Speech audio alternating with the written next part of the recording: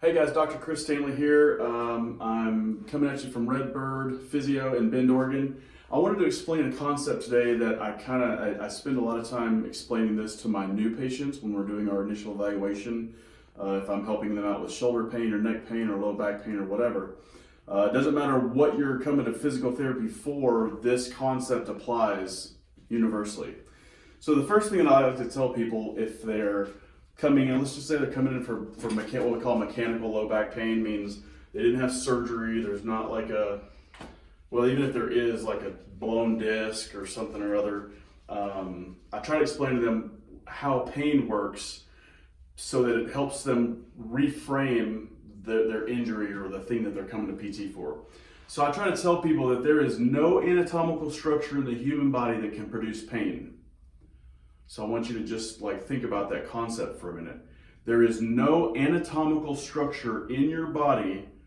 There's no anatomical structure in the shoulder that can produce a pain signal. There's no anatomical structure in your knee or your hip that can actually produce a pain signal.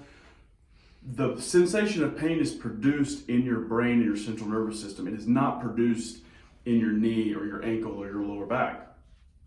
Now, that doesn't mean that you can't feel pain there. Obviously, people feel pain in their joints and their back and their neck or whatever. But what is actually happening is that there's something like, let's say you sprain your ankle.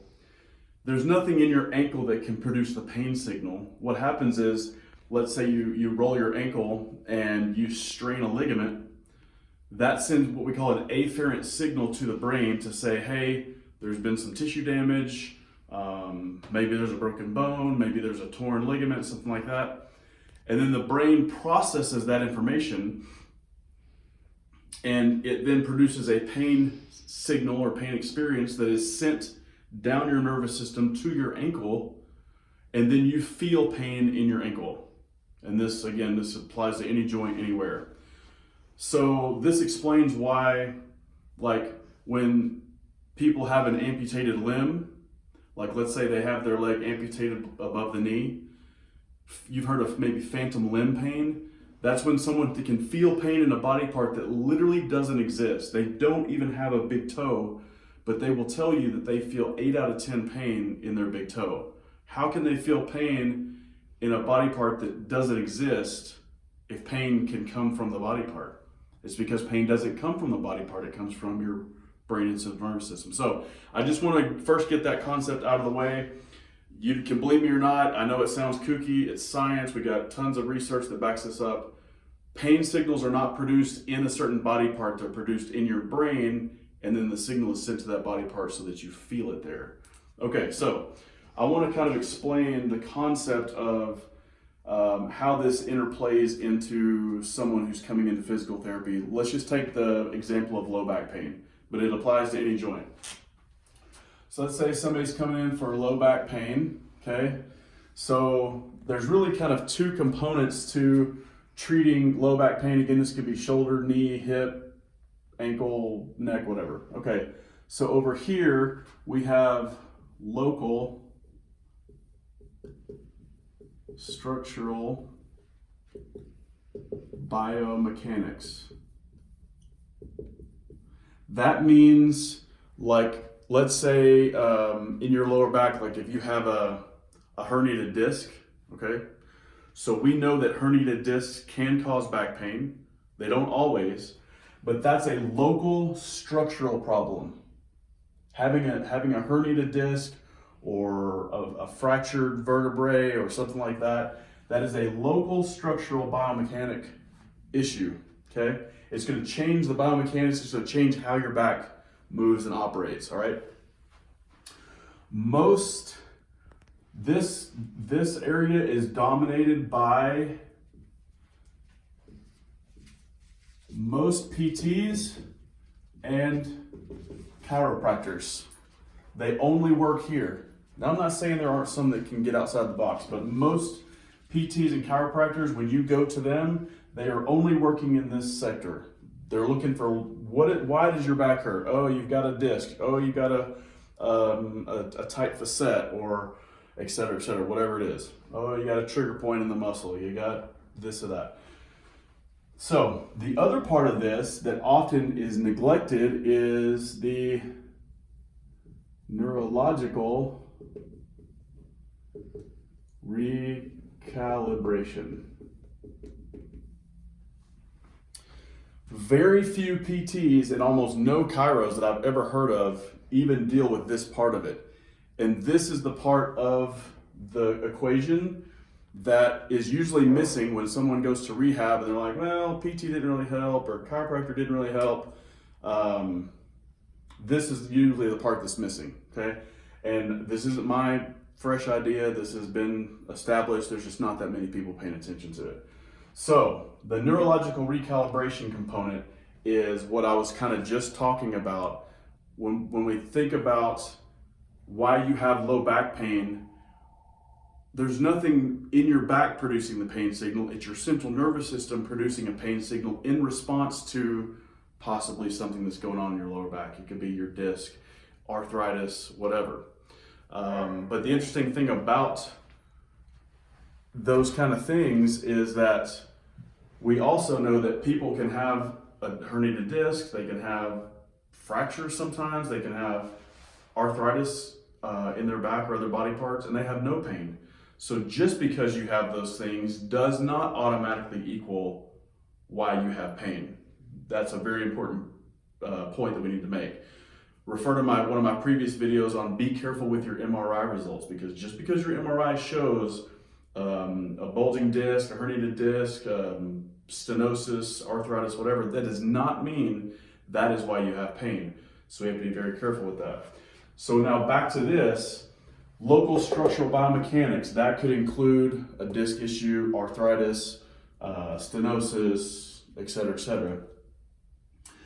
And sometimes, yes, those things can be the cause of the pain, but sometimes they are not the cause of the pain. Okay, there can be other reasons that we have pain. It could be just that you have a irritated nervous system. Maybe you've just been in pain so long that that's just how your brain functions now. Pain is your normal, so your brain continues producing pain signals for no anatomical reason. It could just be that you've had crappy posture and biomechanics for a long time. And so now your nervous system, that's just how it knows how to operate. So most people don't have clinically relevant issues going on in their back to cause pain. It's really just a neurological issue. And I argue that all pain, like if somebody comes to me with low back pain, I've got this sacroiliac problem or this disc herniation, even if they have that, their overall problem is still a nerve problem. It's not a structural problem, okay? So an example of that is like when someone comes to me and they say, maybe it's an older guy or gal, and they go, oh, I've got all this arthritis in my knee, I've got knee pain. And we go through 6 to 8 weeks of therapy, and after that, they have no more knee pain. They can hike and do stairs and ride their bike and do whatever they want. My favorite thing to do is ask them, do you still think you have arthritis in your knee? Do you think your x-ray would look any different than it did prior to physical therapy? And I kind of get like the stink eye a little bit. They think about it. I'm like, no, it doesn't look any different. I can't get rid of arthritis in physical therapy. And if I can't get rid of arthritis, but I do get rid of people's knee pain, it just again proves that just because you have arthritis in a joint or some other structural issue in a joint, it does not mean it has to be painful. So usually if we can clean up the mechanics around that issue, meaning improving strength, flexibility, how the joint moves, and then recalibrate the neurological system to support that movement, those proper biomechanics, then that is usually a complete win. But again, I think some people have mixed results with chiropractic and PT, because most chiros and PT, again, are only looking at the stuff going on locally. They are not recalibrating the nervous system. So what does recalibrating the nervous system look like? Well, so I usually like to draw people a picture of their brain, and then let's say this is their low back pain, okay? So I draw a circle, and I say this circle represents full, perfect, normal function. It doesn't mean you can move something in a circle. It just means that you have full flexibility, full strength, no pain, no restrictions. You can do whatever you need to do. Basically, everything's working normal, okay? Every joint that's controlled by our body, there's an algorithm, there's considered a computer program in your brain on how to operate that joint, whether it's your shoulder, your knee, your elbow, whatever. And so if this circle represents normal function, normal pain-free function, the algorithm for that would maybe look like 2 plus 2 plus 2 plus 2 plus 2 equals 10. I think we can all agree with that math, yeah? So that equation equates to this circle. That means everything's working fine, no problems. What happens, say somebody lifts something and they tweak their back or they strain a ligament or they herniate a disc or whatever, have surgery, okay? Then the equation immediately changes. Maybe it looks like this, 1.1 plus 5/9 plus 0.6 plus 3/7 plus 0.8 equals 10. Actually, that does not equal 10.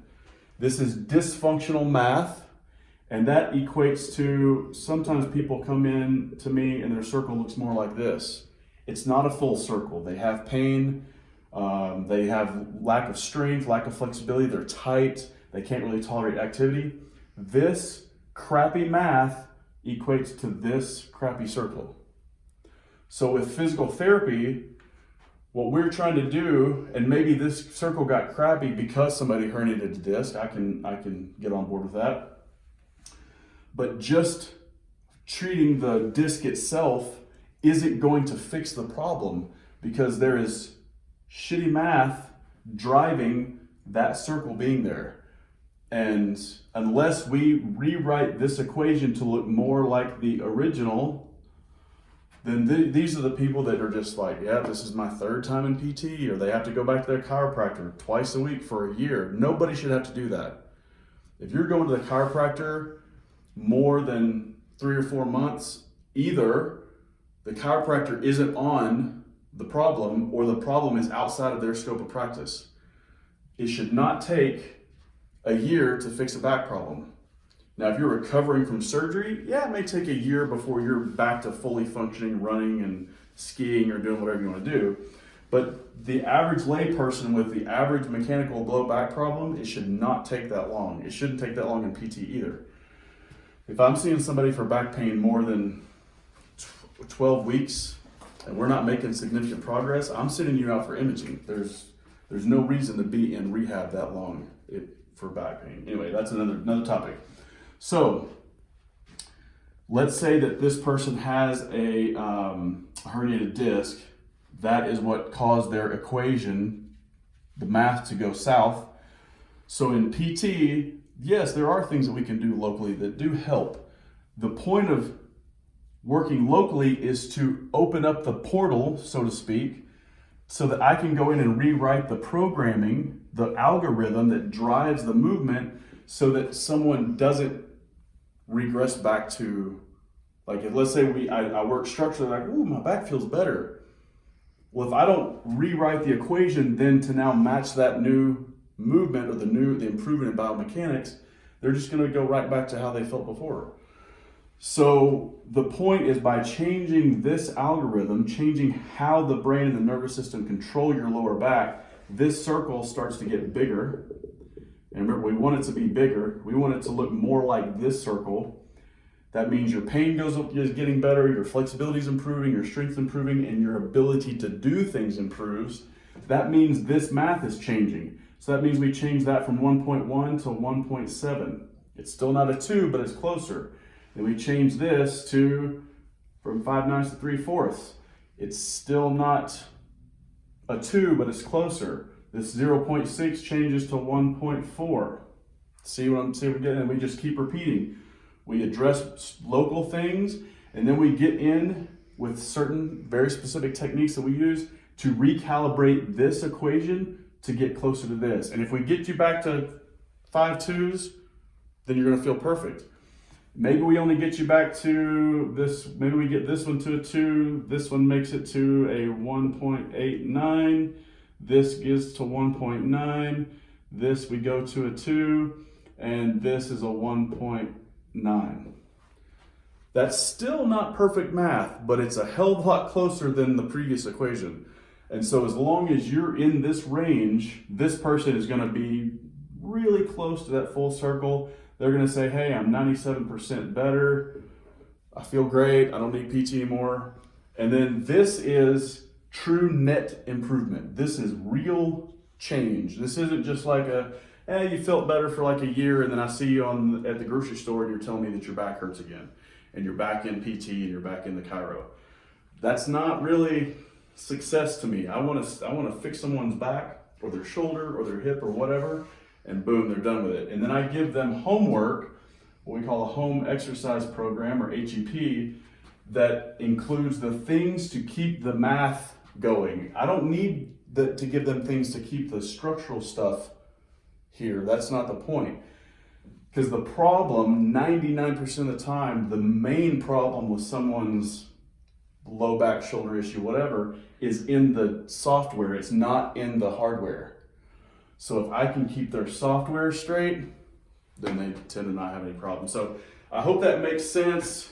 You guys shoot me some comments, or if you have any questions, if there's a question you want me to answer, say, hey, can you do a video on like what you mean by this or that? By all means, let me know. But like I said, this is, I think, what is missing with most PT and chiro. When you go to chiropractors or PT for an issue, either you don't get the results you wanted or you got good results, but then you lost it. It's because they are not focusing on recalibrating your nervous system to match the improvement in your hardware. So anyway, I hope that gives you a little bit of idea how this works, my approach to physical therapy. And like I said, shoot me any questions that you have. I'll be doing subsequent videos on the techniques I actually use to recalibrate someone's nervous system.